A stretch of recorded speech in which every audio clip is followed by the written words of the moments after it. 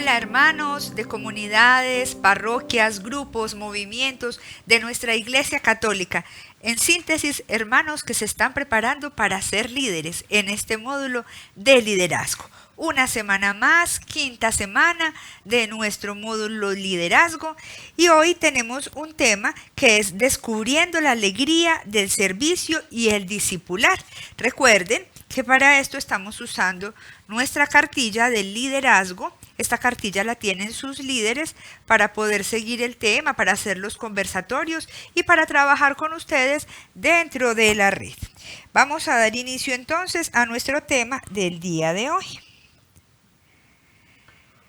El objetivo de este tema es, vamos para el módulo número 2 de la parte de liderazgo, y ese módulo 2 es descubriendo la alegría del servicio y el discipular. Y el tema 5, ¿por qué necesitamos autoridad?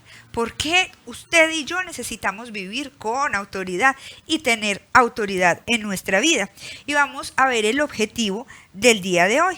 Y el objetivo, voy a activar primero aquí mi lapicerito, es hacernos conscientes que en el proceso de evangelización libramos una batalla espiritual a favor de nuestros discipulandos, por lo que debemos apropiarnos de la fuerza, el poder y la autoridad. En este momento esa batalla espiritual la libran sus líderes de red, pero recuerde que el objetivo de este módulo es que más adelante ustedes mismos van a ser los líderes y ustedes van a ser los que van a tener que librar esta batalla por esos hijos espirituales que el Señor les está regalando.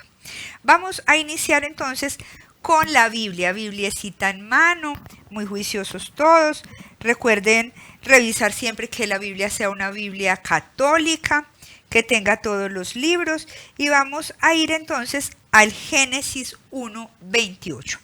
Y en Génesis 1:28 dice: Dios les bendijo diciéndoles: sean fecundos y multiplíquense, llenen la tierra y sométanla, tengan autoridad sobre los peces del mar, las aves del cielo y sobre todo ser viviente que se mueve en la tierra. Miren, allí la palabra que encerramos fue la palabra autoridad, porque Jesús nos regaló a todos nosotros autoridad. ¿Autoridad sobre quién? Sobre los seres vivientes, sobre los animales y sobre todo lo que hay acá en la tierra. Entonces Él nos dice: tengan autoridad. Somos sacerdotes, profetas y reyes. Lo veíamos en el módulo de discipulado, ya no en este de liderazgo, sino en el de discipulado. ¿Lo recuerdan? Eso pasó hace más o menos unos 2-3 meses que ustedes vieron esto, que éramos sacerdotes, profetas y reyes por el bautismo. Y como sacerdotes, profetas y reyes tenemos autoridad desde el bautismo, y esa autoridad absolutamente nadie nos la puede quitar.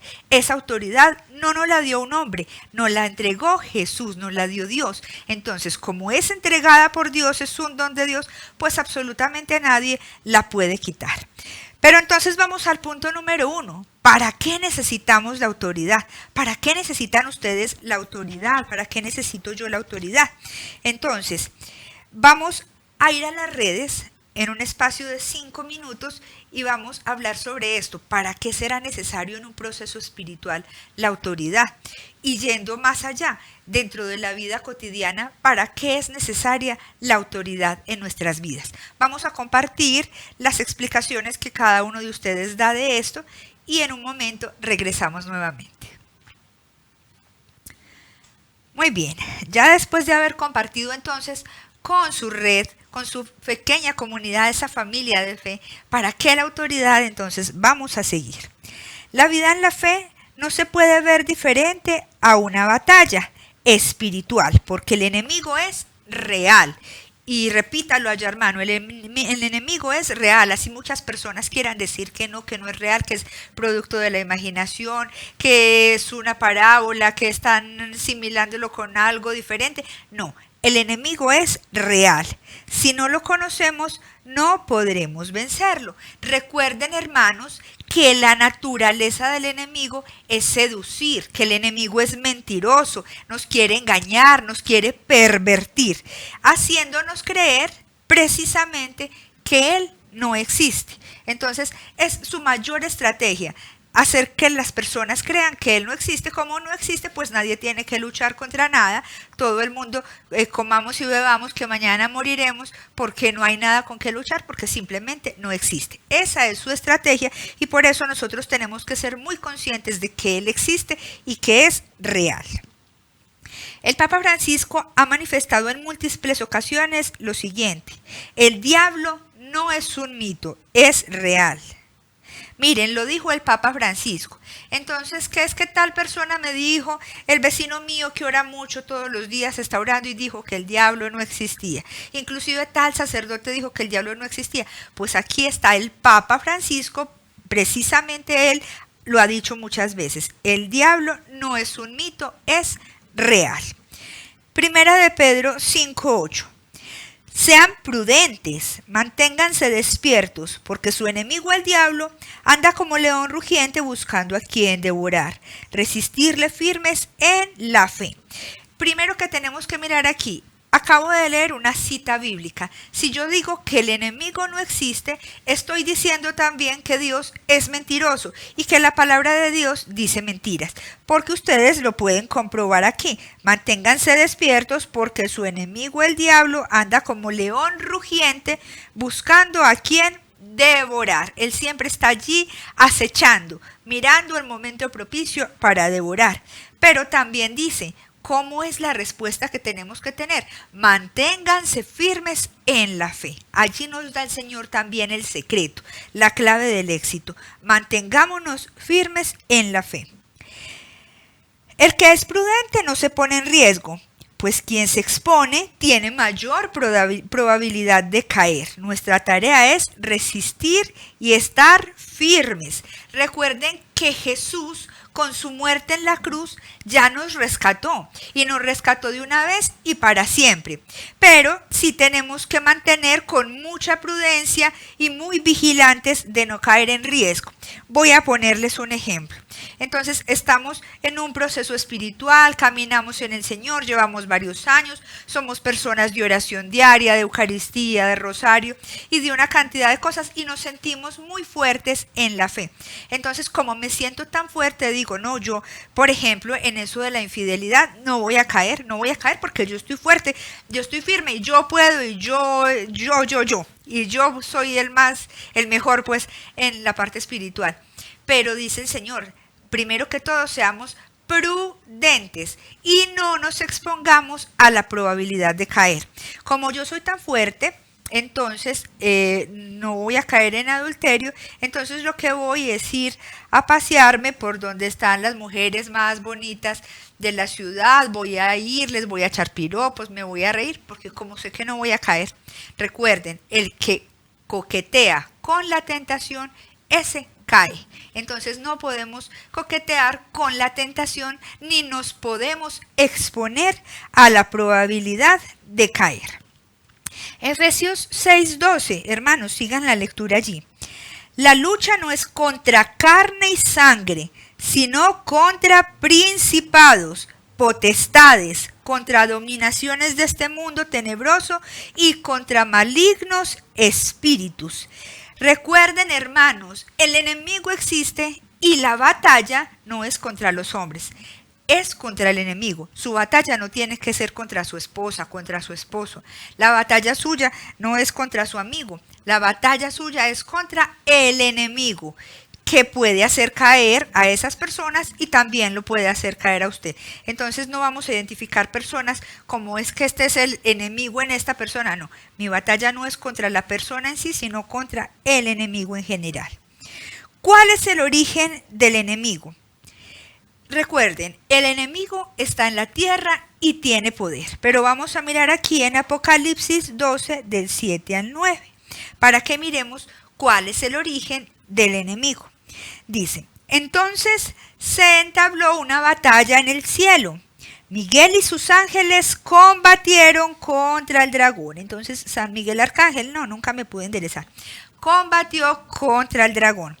También el dragón y sus ángeles, ¿qué quiere decir? Miren, Miguel era enviado por Dios y sus ángeles, pero también el dragón tenía ángeles, esos ángeles caídos. También el dragón y sus ángeles combatieron y no pudieron vencer. Miren, siempre el que vence es Jesucristo el Señor. Ellos no pudieron vencer. Voy a tratar aquí de estar un poquito más derecha. Bueno, digamos que sí, que lo logré. Y no hubo ya lugar en el cielo para ellos. Y el dragón, la serpiente antigua, recuerdan la del Génesis, la que tentó a Adán y Eva, que ahora se convirtió en un dragón. Ese dragón, serpiente antigua, también llamada Diablo y Satanás, el seductor del mundo, o sea, el diablo es el seductor del mundo, fue arrojado a la tierra y sus ángeles fueron arrojados con él.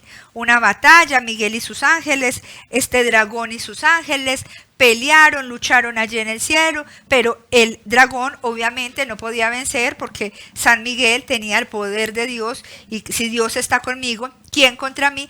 Entonces el demonio fue arrojado a la tierra. Ese demonio aquí también entonces lo dicen el seductor del mundo. Aquí nos muestra esta cita bíblica que el demonio efectivamente sí existe, que está en el mundo y que es el que nos quiere seducir al mal. Y en la misma cita bíblica, en Apocalipsis 12, pero ya en el versículo 11, dice, lo vencieron. ¿Cómo lo vencieron Miguel y sus ángeles? Con la sangre del Cordero, con su palabra y con el testimonio. Entonces, primero tenemos el arma de la sangre de Cristo. Con ese vencemos al enemigo. También con la palabra, con esta Biblia, con el arma que el Señor nos dio. Pero muy importante porque es lo que ponemos nosotros de nuestra parte, con el testimonio que dieron, vencieron al enemigo. Pues hablaron sin tener miedo a la muerte. Miren, hermanos, qué maravilloso como el Señor nos equipó de herramientas para poder luchar y para poder vencer al enemigo. Entonces nos dio la autoridad, nos dio la sangre, nos dio la palabra, pero también nos llamó a ser testimonio para de esta manera luchar contra la muerte y luchar contra el enemigo.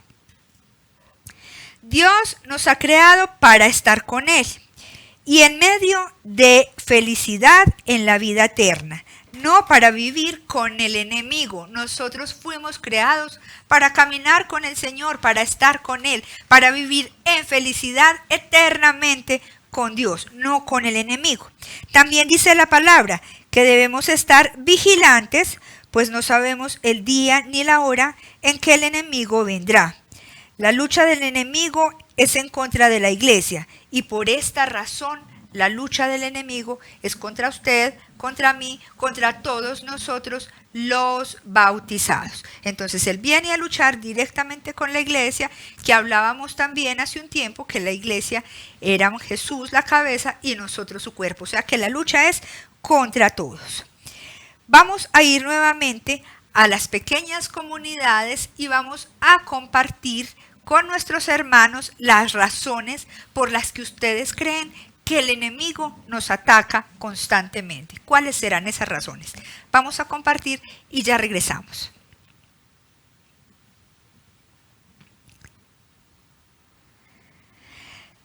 Segundo, entonces, ¿por qué nos ataca el enemigo? Las razones que ustedes estaban exponiendo ahora de por qué nos atacaba. El demonio, después de rebelarse y librar una batalla con Miguel, fue arrojado a la tierra. Ahora quiere que los hijos de Dios le rindan adoración. Desea tener autoridad sobre nosotros. ¿Cuál es el objetivo que quiere el enemigo con nosotros? Quiere usurpar en nuestra vida, en nuestro corazón, el lugar de Dios. Él es el usurpador. Quiere que nuestro corazón se rinda a Él, pero Él no sabe que es que nuestro corazón ya le pertenece al Dios, Rey, Dueño y Señor de nuestra vida. Mateo 4:9 dice, todo esto te daré si te postras y me adoras. Mira que quiso tentar inclusive al mismo Dios y le dijo, todo esto, o sea, el mundo, te daré si te postras y me adoras. Jesús fue tentado, pero le responde, al Señor tu Dios adorarás y solo a Él servirás. Estamos llamados a adorar solo a nuestro Rey de Reyes y a nuestro Señor de Señores y solamente a servirle a Él, absolutamente a nadie más. El demonio viene a robar, matar y destruir, lo dice también la palabra. Por eso nos engaña y nos hace caer y nos hace dudar. ¿Qué es lo que quiere hacer el enemigo? Él quiere vengarse de Dios. Quiere vengarse porque no pudo tener el mismo poder, la misma autoridad de Dios, no pudo ser el dueño, el señor, el rey. Entonces, ¿cómo se quiere vengar? Pues si usted es padre de familia, sabrá como yo que la forma en la que más fácil se puede hacer sufrir a un padre es cuando se meten con sus hijos. Pues muy bien, él también sabe que a Dios lo hace sufrir si se mete con sus hijos. Por eso quiere que nosotros que somos sus hijos caigamos en tentación para que de esta forma entonces sufra el Padre. El enemigo también tiene un ejército de ángeles del mal y entre ellos también hay jerarquías, así como los ángeles tienen jerarquías, que hay tronos, principados, dominaciones, potestades y demás, pues los ángeles caídos también tienen jerarquías para llevar a cabo los planes de seducción al hombre, de perversión, de dominio del mundo. Sin embargo, Dios nos da la autoridad para que luchemos la batalla. Recuerden que Jesús nos hizo una promesa y esa promesa era que nunca nos iba a dejar solos. Entonces, ¿que vamos a tener tentaciones? Sí, pero siempre vamos a tener el respaldo de Dios y Él nunca nos va a dejar solos, siempre va a estar con nosotros, nos va a acompañar, Él no nos va a abandonar en medio de las luchas. Tercero, Jesús ha venido a traernos la autoridad de Dios. Mateo 28, del 18 al 20. Me ha sido dado todo poder en el cielo y en la tierra. Vayan pues y hagan mis discípulos a todas las naciones y enséñeles a guardar todo lo que les he mandado. Yo estaré con ustedes todos los días hasta el fin del mundo. Y dice, vaya y hagan discípulos. Él nos dio su autoridad para que nosotros, ejerciendo esa autoridad que Él nos dio, vamos por el mundo a ser discípulos del Señor por toda parte donde estemos. Jesús demostró su autoridad con hechos concretos. ¿Cuáles hechos, por ejemplo, hicieron que Jesús pudiera demostrar su autoridad?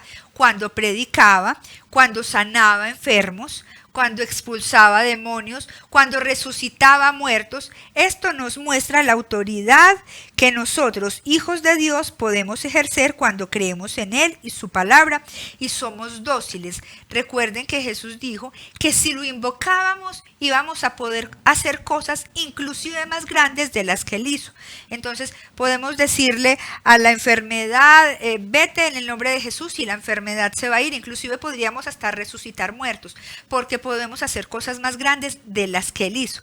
Pero ¿cuál es el requisito? Que hayamos recibido y ejerzamos la autoridad que Él nos dio previamente. Recordemos que Jesús fue primero verdadero hombre, verdadero Dios y verdadero hombre. ¿Por qué quiso hacerse hombre? Para mostrarnos que no solamente como Dios se puede tener la autoridad para hacer todas estas cosas, sino que aún siendo hombre, Él tuvo la autoridad que le dio el Padre para hacer esta cantidad de milagros. Pues muy bien, hermanos, esa autoridad que el Padre le dio a Jesús, Él nos la regaló a nosotros, hizo como una transferencia de esa autoridad por medio del bautismo y por la acción del Espíritu Santo en nuestra vida. Juan 20, 21. Como el Padre me envió a mí, así también los envío a ustedes. Entonces, ¿quiénes son los enviados en este momento a ejercer la autoridad? Pues somos nosotros. Y también dice Lucas 9, del 1 al 2. Reuniendo a los discípulos, les dio la autoridad y poder sobre los demonios para curar enfermos y los envió a proclamar el reino de Dios. Entonces aquí está lo que yo les decía ahora. Nos dio autoridad sobre los demonios para curar enfermos y para proclamar el reino de Dios. Tenemos toda la autoridad que nos dio el Padre, que nos hizo transferencia de ella Jesús.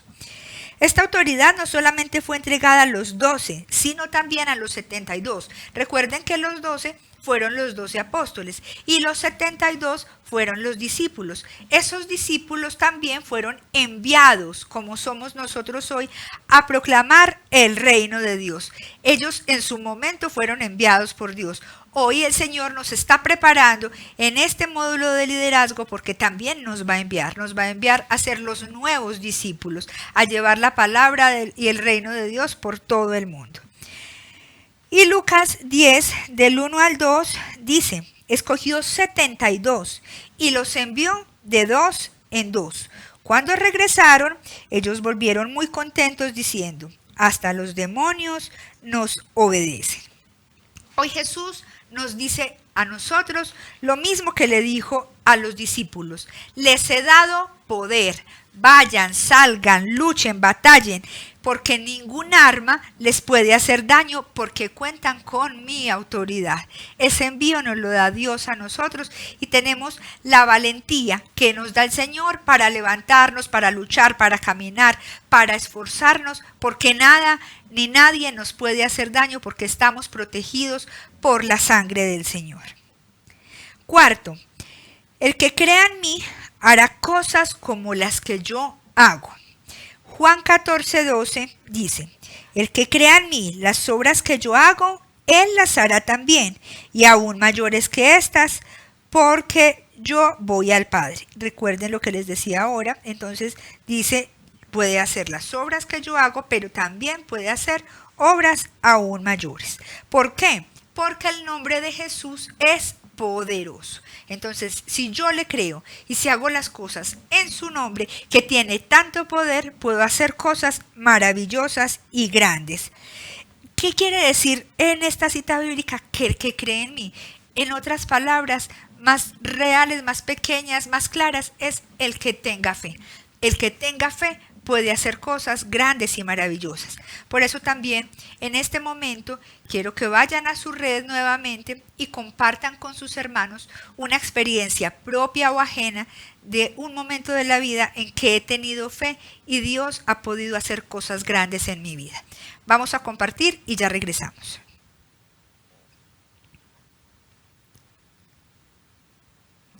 Bueno, Hechos 3:6. Pedro le dijo: no tengo oro ni plata, pero lo que tengo te doy. En el nombre de Cristo Nazareno, echa a andar. ¿Qué tal que Pedro hubiera tenido oro? Este pobre hubiera quedado enfermo, ¿cierto? Pero él, en el nombre de Jesús, que era lo que tenía, el poder de Jesús, permitió que este hombre empezara a caminar y que fuera sano. Los apóstoles obraban milagros, los creyentes realizaban obras extraordinarias y esa misma autoridad reposa en la iglesia hoy, reposa en los bautizados. Esa misma autoridad que ejerció con sus apóstoles reposa en tu vida, reposa en mi vida, y esto nuevamente nos comprueba la existencia de Dios, nos comprueba que tenemos un Dios vivo, pero un Dios que ha resucitado y que está con nosotros. Esto nos comprueba las maravillas que Él tiene para nosotros. Crisis de autoridad. Romanos 13:1. Todos deben someterse a las personas que ejercen autoridad. Seguramente ustedes en sus pequeñas comunidades, en sus grupos, en sus parroquias, en sus comunidades, tienen un líder, un hermano mayor, un servidor, como lo llamen, quien ejerce algo de autoridad sobre su vida porque es la persona que le ha guiado el camino. Pero todos, sin lugar a dudas, tenemos la autoridad de nuestros sacerdotes, de nuestro obispo, de nuestro papa, que nos dicen y nos marcan también por dónde es el camino. Entonces, sin lugar a dudas, todos nosotros debemos someternos a la autoridad que viene de Dios, porque no hay autoridad que no venga de Dios, y las que existen fueron puestas por Él. Actualmente, hermanos, vivimos una crisis de autoridad en la familia, una crisis de autoridad en el trabajo, con nuestros jefes, una crisis de autoridad inclusive dentro de los ámbitos académicos, eclesiales. En todas partes estamos viviendo una crisis de autoridad porque nos cuesta asumir que toda autoridad viene de Dios, y Él mismo aquí lo ha dicho. Toda autoridad fue puesta por Él, miren. Fueron puestas por Él y lo dice la palabra. Entonces nosotros debemos asumir que hay otras personas que ejercen autoridad sobre nuestra vida y que nos estamos santificando cuando seguimos esta autoridad. La autoridad debe estar respaldada no solo por un conocimiento intelectual de la persona de Jesús, sino por un encuentro personal con Cristo vivo y resucitado y por la presencia del Espíritu Santo. Entonces, tenemos que decir que tenemos que ser muy coherentes entre lo que creemos, porque no es suficiente tener mucho conocimiento de Dios, sino también que tiene que haber coherencia entre eso que sabemos, que creemos y lo que hacemos. Por eso la autoridad se fortalece cuando está basada en el testimonio.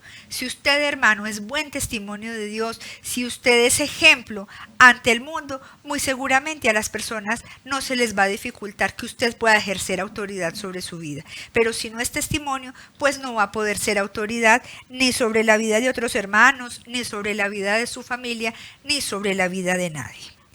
Vamos a ir por última vez a nuestra red y vamos a compartir con nuestros hermanos porque es importante que el anuncio del Evangelio sea coherente con el testimonio de vida. ¿Cuál es la importancia de esta coherencia entre lo que sé y lo que hago? Vamos, hermanos, y ya regresamos.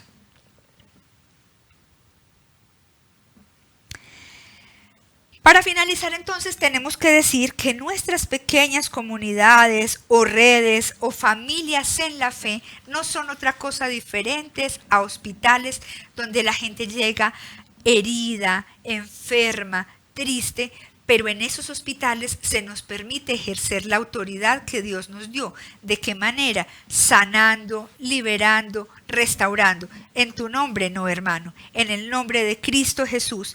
Allí, de esta manera, cuando hay sanidad, cuando hay liberación, cuando hay restauración, se manifiesta el poder, se manifiesta la gloria de Dios en la vida de nuestros hermanos y también en la vida propia. Muy bien, hermanos, vamos entonces a ir nuevamente a nuestra red, vamos a buscar nuestro conversatorio y vamos a desarrollar el conversatorio que corresponde al día de hoy. Recuerden que es muy importante que si no finalizan el conversatorio dentro de la red porque se alarga un poco el tiempo o porque de pronto usaron una parte del tiempo para otro aspecto, bueno, por miles de factores que se dan, lo terminen en sus casas y puedan responder a las preguntas que allí están consignadas, que nos van a ayudar a tener un mejor encuentro con el Señor. Nos encontramos nuevamente, no lo olviden, en 8 días. Oramos por ustedes, oren también por favor por nosotros. Los amamos mucho.